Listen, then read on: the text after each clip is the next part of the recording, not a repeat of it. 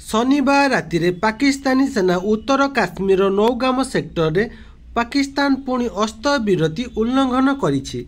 Saudi Arab सहित प्रतिरक्षा चुक्ति स्वाक्षरित हेबार गोटे दिन पर यह घटना घटी। भारतीय सेना कड़ा जवाब देइथिले। शत्रु पक्षर एक पर्यवेक्षण पोस्ट को प्रबल क्षति पहुंचाइथिले।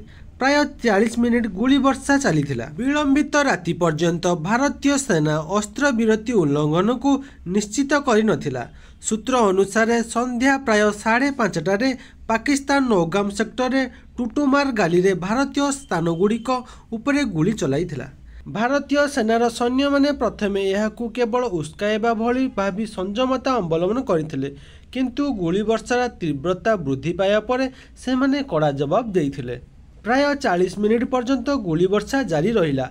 पाकिस्तान सेना माने गुली वर्षा बंद करिबा परे भारतीय सेना माने मध्य सेमानकर प्रति आक्रमण बंद करथिले।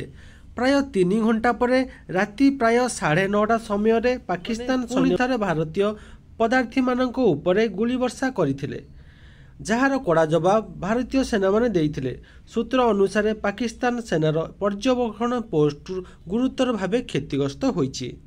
जदि आपण मानकू एही भली डेली बेसिक रे अपडेट न्यूज जानिबार अछि, चैनल को एबे ही सब्सक्राइब कर दियंतु।